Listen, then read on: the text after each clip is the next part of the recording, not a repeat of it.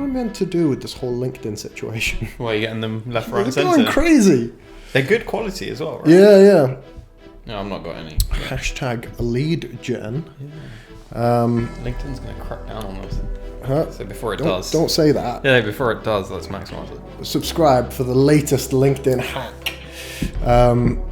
Okay, should we dive straight in? Let's go. Okay. All right. I actually had a bit of a Yeah. thing. Well, let me just... Hi there, welcome to Directors Debrief, episode 24. Yeah, there's something I can do with these lights and it turns it into party mode. But, oh, yeah? Maybe later on. Yeah. Right? But big night ahead. new set, kind of. We've been heading in this direction. New studio. Everything. Yeah. New intern, hopefully. Yeah. What? Not yet. No, he's back. Ram is back. Ram's back. Welcome back. How was Turkey, yo? Yeah, really good. Yeah, you promised me some baklava. Where is it? No, actually, you texted me about this. What happened to the baklava? No, so obviously Turkey is like odd. Like you have to do security 3 times before you actually board the plane. As soon as you get into the airport, you have to go do your airport suitcase scanner. Yeah. And then you check in your checked-in luggage, and then again you have to put it through the scanner. And then before you board, you have to put it through. So I did it first time. They was like, yeah, it's fine. Like, I told them that we've got food in the hand luggage because my suitcase was a bit over the 23 kg. So then they were like, yeah, it's fine as long as it's not open. Got to the second one, I was like, oh, you can't take it on.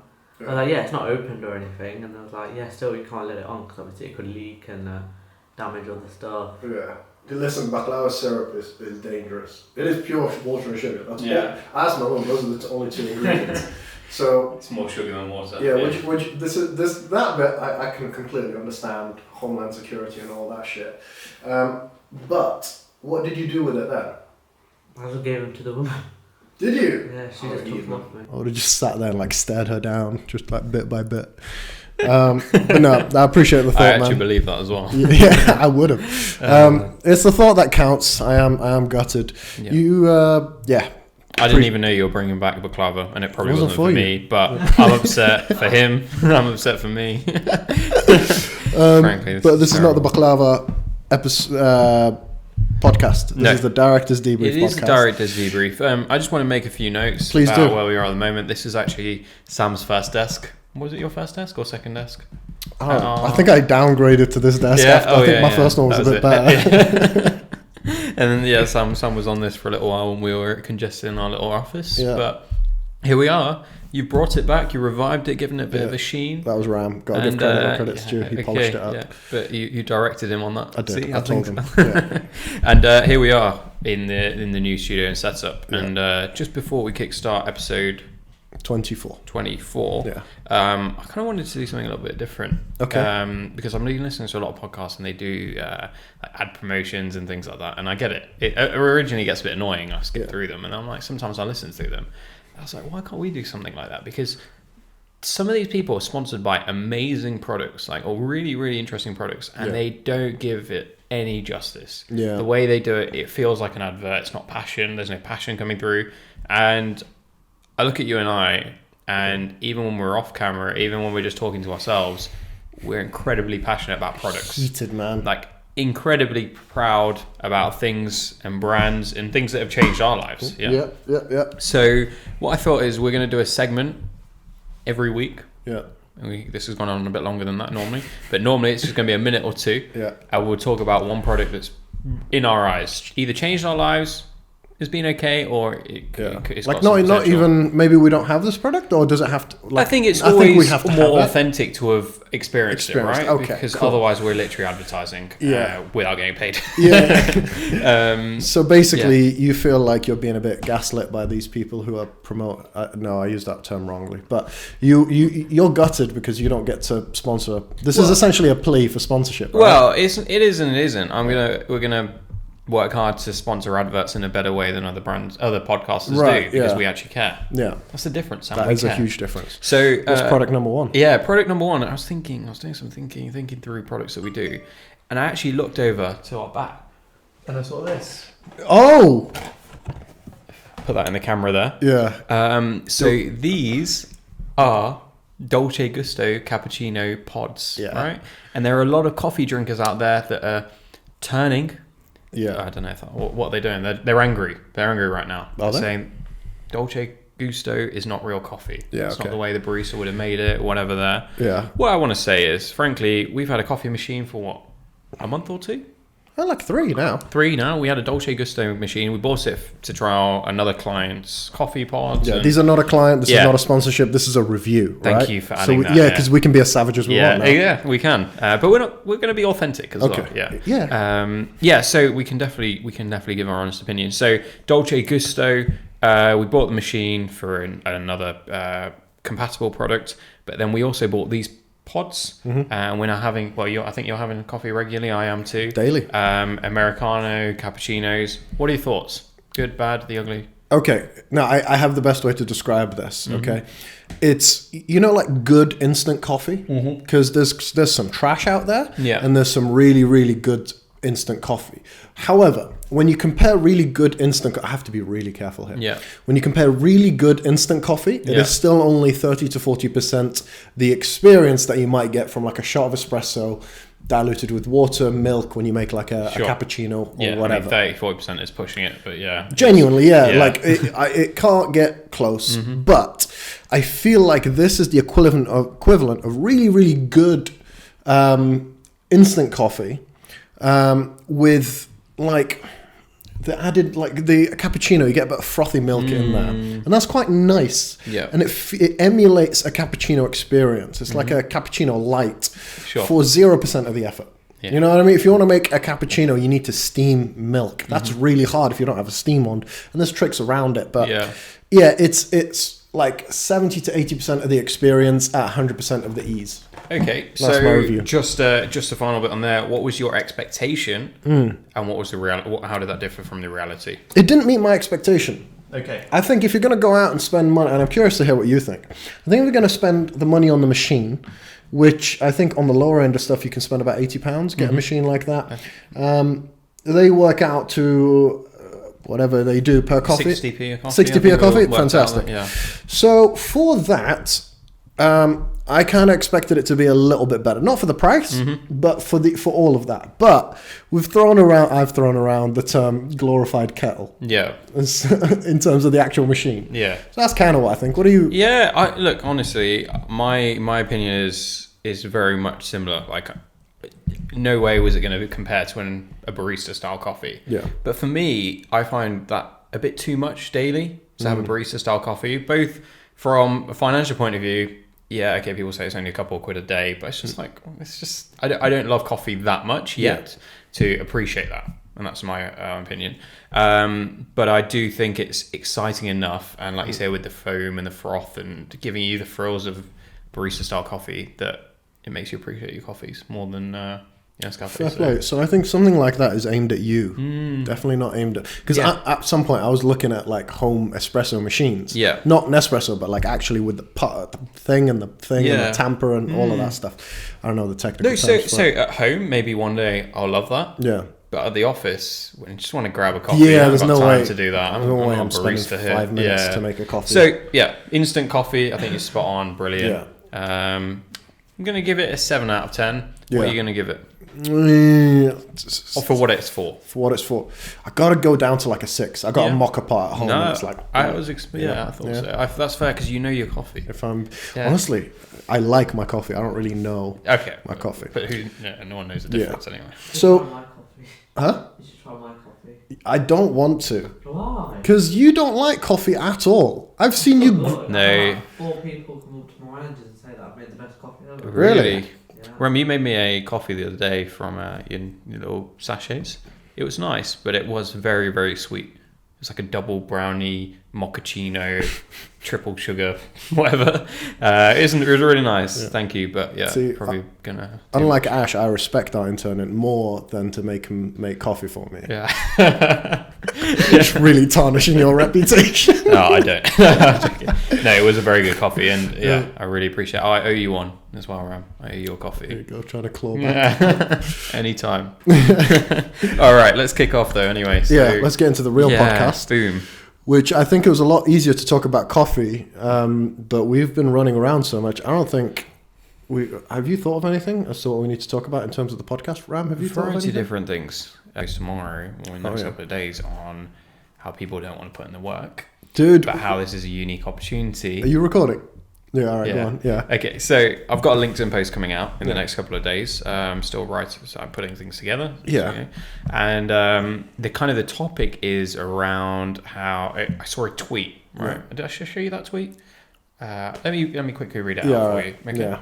So I saw it the other day as I was doing my little things. Don't read out my response. No, you WhatsApped at me. Okay, so it was from Helen Tran, right? Okay. And it says, has anyone noticed not a lot of people want to do things well anymore?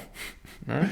Yeah. And I didn't fully appreciate the tweet, didn't really understand what it was until I started to read the comments, and loads of people were like, yeah, I had a builder that came around, a contractor, and he couldn't find the right car parking spot, so he just left. Oh, yeah, there was a painter that came in, decorator, and he kept bringing the wrong paint, but he just didn't really care, and he just kept turning up and doing things. So loads of people commenting on different things, and it kind of came into what I was feeling at the time, which was, I feel that there seems to be something in the air at the moment that is letting people just do the bare minimum. Yeah. Right? And hear me out, because I've got to be careful of how I say this, because I appreciate a lot of stuff has gone on in the last couple of years that is now showing its effects. Yeah. Certainly on more of the mental health side after COVID, and a lot of people working from home. Mm-hmm. That's put them into a bit of a rut where they're still not able to access the office. So when it comes to work, this has had a real toll on them, where their work has become more of an obligation rather than that enjoyment kind of being there. Mm-hmm. So there's a lot of factors in there. Yeah. But there certainly does seem to be something in the air, and not really. I've not felt it too much directly on a daily basis, but occasionally we are dealing with newer contractors and people that we work with within the business, and things, and you're just not getting the results or what you set out for. Dude, we're stealing the business off some of our competitors because they're like that. This is it. I didn't want to call it out like that, but it's true, right? It's absolutely true. And the way I started to see it was more in a positive light, that this is a real unique opportunity, not just for business owners, not just for anyone, for staff.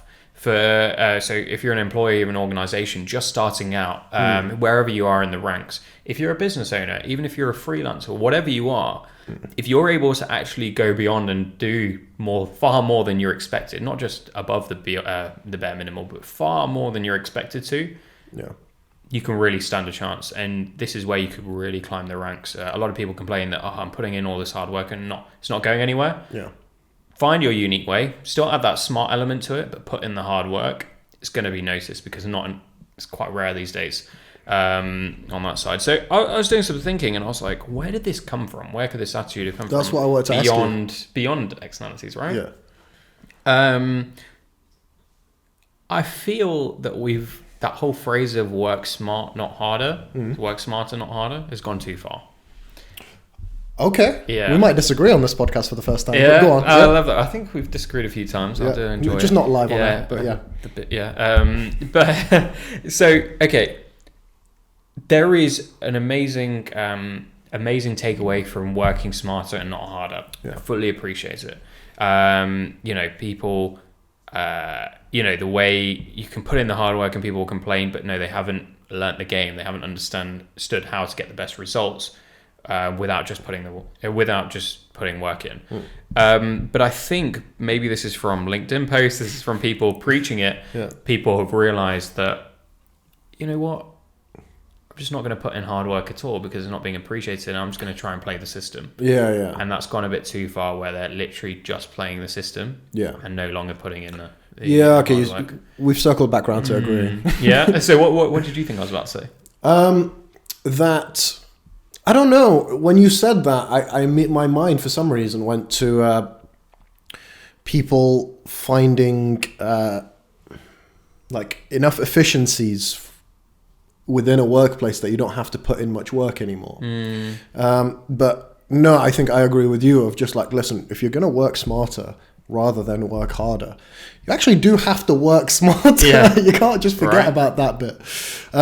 And again, so I'm glad you brought this up, because I want to tell something that or re-say something that I heard that I thought was toxic and brilliant and beautiful all in one. Okay. And I was actually speaking to Harvey about this. somebody, maybe it was even like someone big, like Simon Sinek or something, that they were doing like a boring admin job, and they thought, they could also code at the same time. So they were like, I could actually code like a script to just do all this work for me. Right.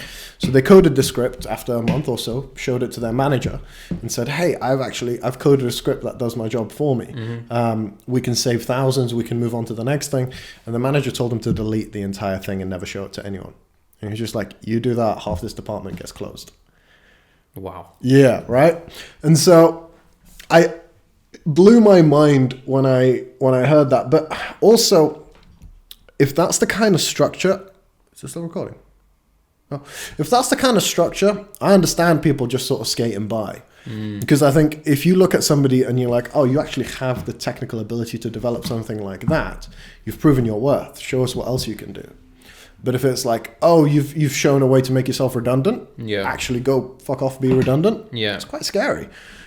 Yeah, I mean, I don't know the scenario and what happened in that position, but I think that's not the person who eventually deleted this issue. If they did delete it in the end, that was the manager's fault, and quite obviously, but in the sense that they've just set the standard. Yeah. That our goal is to stay relevant and to stay here, not to do our absolute best to improve the company and everything around it. And that will then feed into everything that person does, right? Every time they're trying to think of a new idea, that I think, what's the need for me to go above and beyond? So are you saying it's the culture that's causing this to people? I think the culture can be the biggest catalyst to getting out of that headspace, right? So it's, okay, so we have this team of people that no longer need to do that job because this guy coded a script to do it for you. It's not, let's get rid of these people and save the expense. We both know that's kind of how you shrink and dwindle and die. Yeah. But if it's a culture that breeds innovation of like, what else can you bring to the table, rather than, oh, now that we no longer need you, we get rid of you. I think that's the biggest catalyst to changing it. But also there's a lot of stuff that's sort of intrinsic about what we're talking about here. There's a lot of stuff that is about signing something off and then being done with it, rather than, okay, so how can I improve that? How can I? Yeah. But I don't know where I stand with this whole thing. All right. Let's flip it on its head then. We're being quite critical about the way the workplace is these days, the way people are. But there have been countless examples that we've witnessed of people being quite the opposite, very on it, right? Yeah. Even if they show moments of being on it, maybe they're not continuously at that level, but they're very much alert, ready to go, firing up, when I mean firing, like going for igniting, it with us. Yeah, igniting, gunning for it. What do you think is different there? Why do you think, other than the personality and the attributes of that person, which obviously plays a huge part, but that can only go so far. Yeah. What do you think may differ? And obviously within your mind, vary on the kind of organisations you've dealt with and so on. Yeah. I can only speak from like my experience, from what has made me sort of hit go. What's made me hit stop. I can tell you like the exact moment I turned off my brain at a previous employer. And that's when I applied for a promotion and I was asked to withdraw that application. I think they were obligated to interview me if I applied because it was like internal. But I was just asked to withdraw my application. And a couple of months later, I handed in my notice. I was just that's when I switched off. And that's when, as soon as I could see a ceiling, I was done. And I think you should never create a ceiling to any of your team members. But also I think this is where you kind of have to split responsibility, right? Sometimes it's the company you work for, sometimes it's you. Have you created a ceiling for yourself? Also, if there is a ceiling, is there any way you can break through it, right? If you start to see yourself within a position that is kind of, heading nowhere, is there a different avenue you can take within the same organization, within a different organization?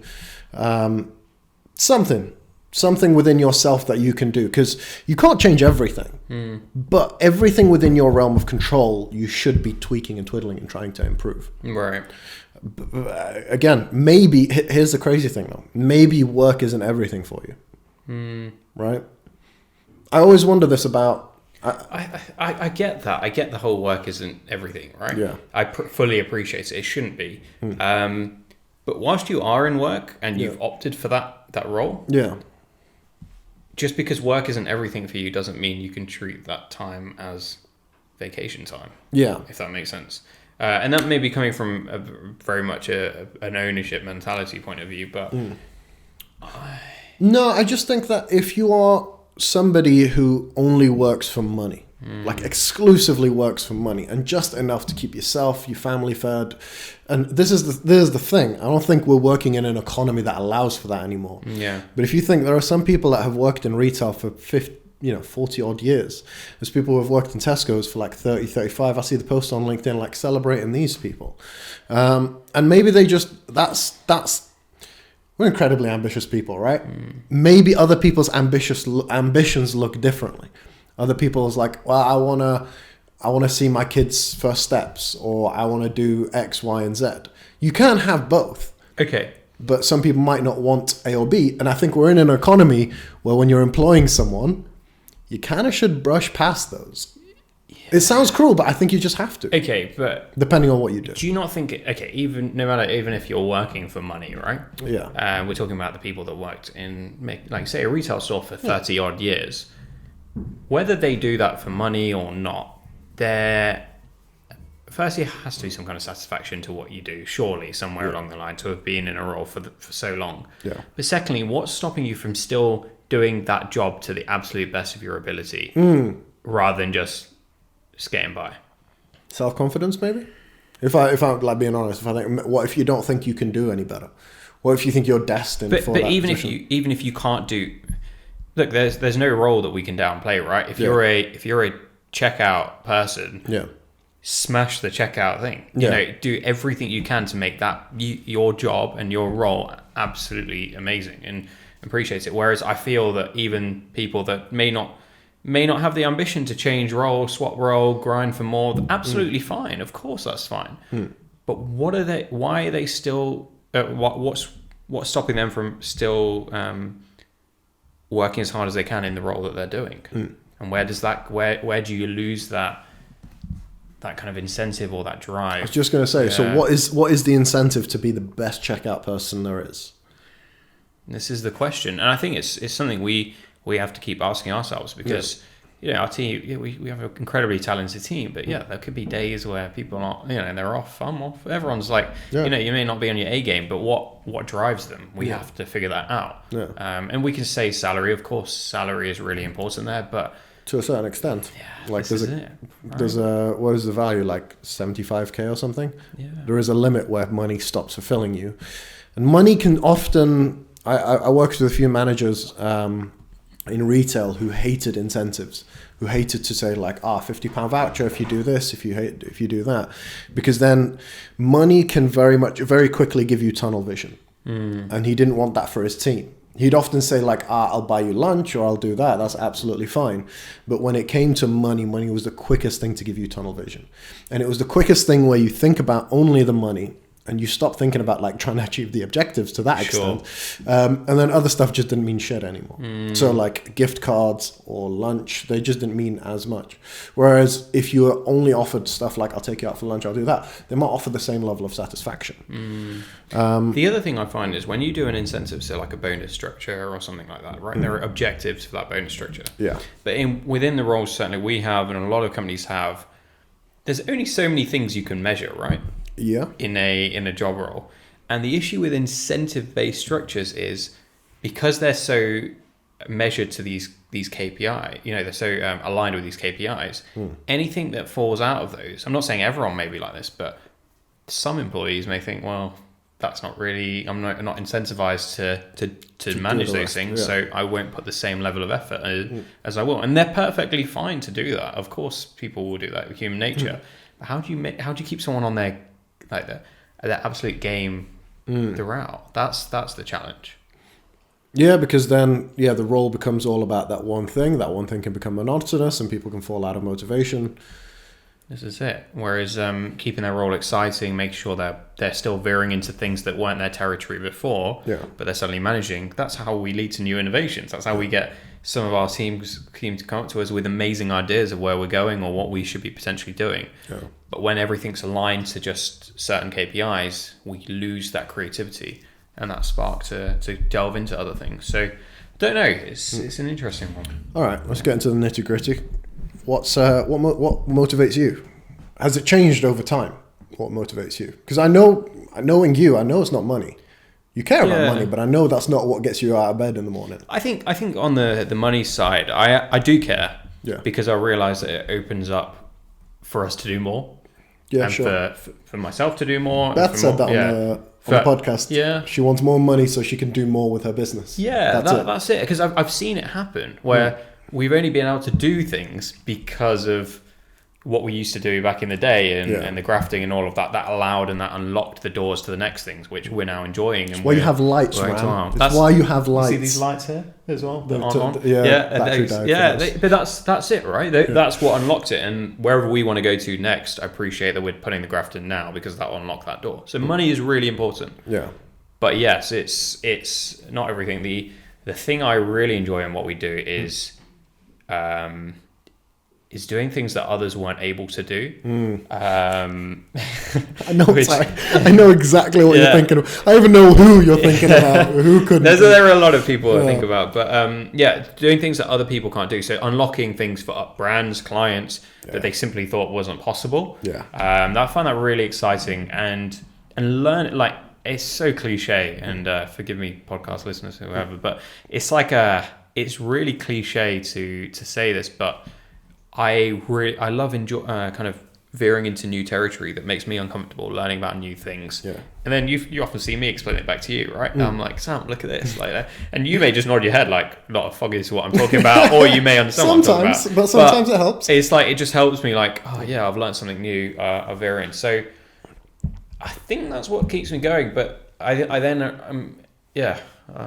that's where there. How about yourself? Learning's a big deal to me, but I actually had some dark thoughts recently. Not like, listen, don't call anyone. Everything's fine. Yeah. Okay. You're gonna realize why I said that. But I started thinking like, what's the point in like learning, expanding your horizons, all of this, if ultimately you're just gonna die?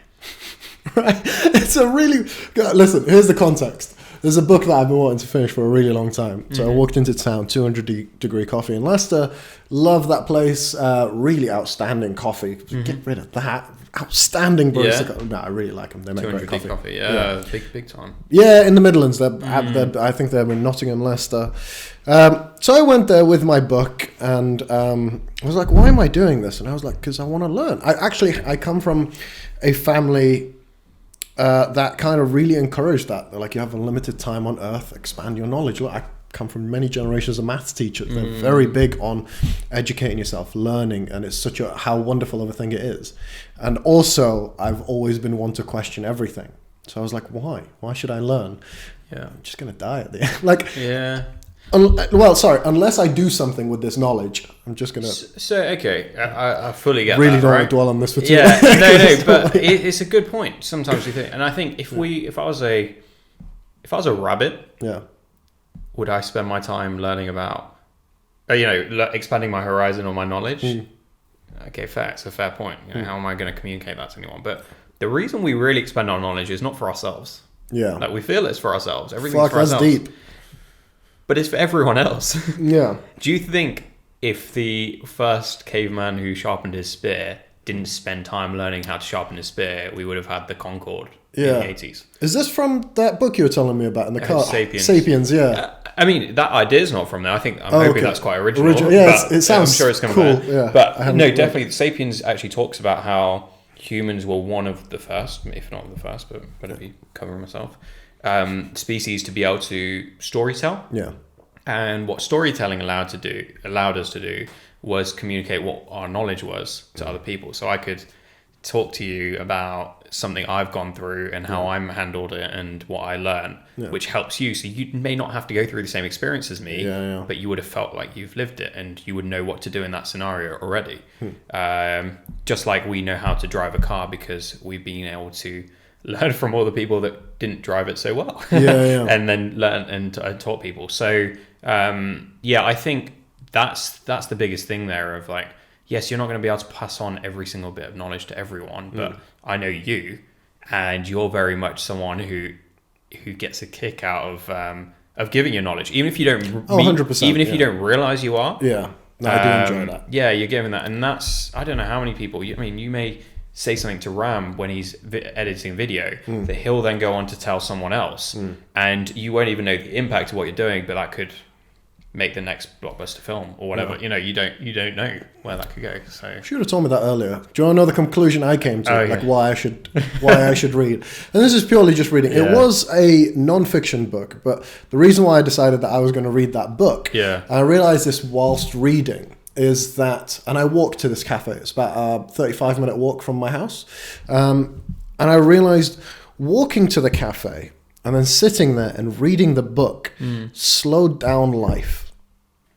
Right? And I've been meaning to tell you, like, yesterday I walked home from work. It took me 50 minutes in total. So 10 minutes shy of a whole hour. I walked all the way from here to my house after work.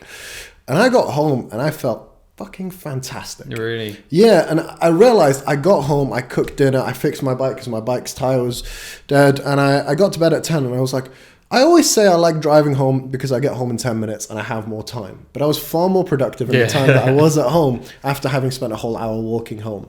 But I've also realized I'm not old, I'm 26. But honestly, the journey from 18 to 26 has flown by. And I'm scared to look at 32 and think from 26 to 32 has flown by.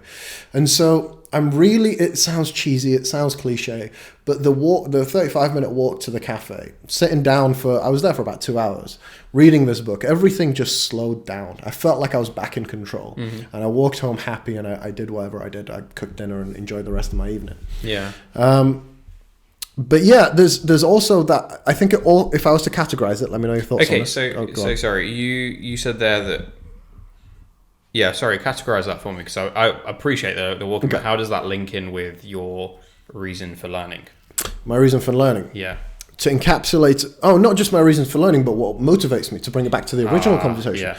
To encapsulate it into everything. I think we all have certain mental health or other things aside, I think we all have this intrinsic desire to make the most of life. Yeah? Everybody's going to die. Sorry, Ram, you're young, you might not know this, but everybody's going to die. And the average life expectancy, this is even scarier, so at least here in the UK, is 86. It's not that, right? Not that old. Not that long in the slightest.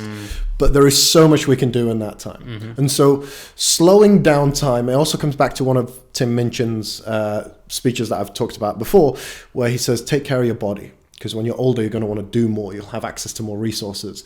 But if you're not looking after it now, you won't have the power to do it more. I love that. So yeah, it's all about just making the most of the 86 odd years. I don't think I'm going to die at 86, but in my head, I'm like, how am I going to make the most of the 86 odd years I have here? So slowing down time, doing everything I can whilst I'm actually, here. you've got 60 years left. Just putting that. Dude. Yeah. Dude, why? I don't know. I was just because I've got 59. Huh? For the next 2 months, you got 59. But yeah, so it's things that motivate me is just I'm trying to make the most of the time that we have here on Earth. So that might involve taking a long leisurely walk to slow down time, or it might actually be leaving the biggest impact I can, whether that's through passing on knowledge or actually becoming more effective in what I do. That's what motivates me. Making the most of the next 60 years. Why'd you say that? Yeah. 60 years is not a lot. Mate, 59. Yeah, I know. You're old. Yeah, that's worrying me. Yeah. What are you smiling at there? I mean, you only got like... Oh, shit. Yeah, you are quite young. Yeah. All right. You got a lot more time. But yeah, it's an interesting one. But I've recently, obviously, recent events, I've really changed my perspective on life. And I really like what you've just said there, because it's helped me add on to that and build onto that of like, you know what, like everyone is going, you know, going. No one makes out alive. Yeah. And again, so much cliche here, but like it makes you want to seize the day, do as much as you can. But on the same token, what you just said there is we're so convinced that we have to squeeze every minute out of our lives to be efficient, we forget to slow down. Yeah. we forget to do things really like been take the walk, appreciating right? slowing down. Yeah, and I read a tweet actually, so it's where I get a lot of my knowledge, obviously. Clearly. And it said that someone said that walking would do far more for your business than any consultant or self-help book or self-business book. Yeah, it was interesting. Yeah. When I got to Red Hill, which is about half an hour walk from here, at least with my slow ass walking, when I got to Red Hill, I was like, I have to tell Ash to just take a long walk because you've gone through a lot recently. I don't think you realize this, both good and bad. But you've just gone through a lot. You've had a lot on your mind. I think you'll come out of like just go for an hour long walk. I was going to say take your partner, but I just saw she's on holiday. Yeah. So, no, but I think sometimes we've got to be alone with our thoughts a little bit. I think so, yeah. So this might be, I was going to say, and please don't hate me for saying it, this might be your perfect excuse to do it alone. So go take a long hour-long walk. I think you'll come out of it like just, because you're forced to think. If you're at home or if you're out of, you're not really forced to think. I was watching Netflix for about an hour and a half the other day, right? And I couldn't help. As soon as I turned off my TV, I was like, I can't believe how off my brain was for that last hour and a half. I can't believe how empty this void was. Right. And when I got home, I was like, I've thought of everything. Like everything that's been plaguing my mind, everything that's been good, I've thought of it now. Because you had that time. Yeah. Whole hour. Yeah, it's brilliant. No, it's definitely something I need to. I think from a health point of view as well. Someone mentioned to me, not that this is the walking podcast, but from my gym, who basically someone was counting their calories on their smartwatch, and he was like, "Look, you're not here to burn calories at the gym. Yeah. You're here to build some strength. Yes, you will burn some calories, but you'll probably eat them later on because you're starving." So he goes, to be honest, what's your net loss? Not that much, but it's great. Work out 3 times a week, 4 times a week, whatever you can do. But your real calories will come from what you do on a daily basis. Yeah. Your steps. Like we're at our computers a lot of the day, so obviously not getting it in like some of the warehouse team and so on. But walking, things like that. And I was like, do you burn that much calories walking? He's like, you do it regularly, you bet you sure as well you do, you will. If you do it once a month, probably not. Yeah. You're going to know it's different. So I think from a health point of view, I think that'd be really nice. I see a lot of people staying lean because of that, even a fast-paced walk, brisk walk. Yeah. But yeah, from a mental health point of view, maybe walking is it. Beautiful. We absolutely wonderful. We've tried everything, but walking is where we need to get back to. I feel like this conversation's been a real journey, man. It has. Not to sound too like walking, mental health, and like, yeah, bro. Yeah. But I actually do feel like we've gone through a few different things. I think so. I think this is what happens when we talk after hours anyway. That we start off on a random little topic. It veers into what's really on our mind. How was it for you, Ram? Oh, okay, cool. Ram was not listening. Thank you. This has been quite. I really enjoyed that. Yeah. And I'm glad I told you to go walk because that's what all I could think of yesterday. I'm really glad, because I think, if there was anything that I needed to get me going, that was it. You're young, my friend. Give it time. But you're very mature for your age. This is the thing. So I'm like, the things that like, I'm sure you have some shit going on up there that you want to work through. So here's the thing, Ram, when I was before, I used to think walking was about the walk. Like you actually moving your feet and going like that, which is boring, so boring. It's mind-numbing. But the busier you get, you're getting busier. Obviously, you work continuously, and you realise that you don't get that break in between. So really, your walk is not about you moving your feet. It's like the one time when no one can be like, do this, do that, do that. No one can say whatever. You just do your thing. I really hope I'm getting this the right way around as well. But the older you get, don't laugh at this. Is not like a big difference. But the older you get, I hope this is the right way around. The older you get, the faster your perception of time is. So like a year is a shorter period of time when you're like 30 than it is when you're 10 years old. Yeah, it is, right? Because in high school, they used to give us like 20-minute, half an hour detention. It was the longest half an hour of your whole life. Yeah. When was the last time you got half an hour to yourself? Right? It doesn't feel like, and when you do, it flies by. Yeah, it's very true. Yeah, so the older you get, the more, and that's what I mean by that's like scary though, because what happens when you're like in your 70s, 80s? Yeah, time must fly by. It must do. I mean, there must be like a plateau period, because you ask yourself. Well, also your time should free up, right? If you shouldn't be investing. But you're right though. It's that perception though, because decade when you're 80. Yeah. It's like an eighth of your life compared to a decade now. Yeah. Like the last decade, how much has changed in the world, how much has changed with you, everything. So yeah, it's a very good point. So yeah, give it time, but like, man, walking is going to be like your favorite thing. Trust me.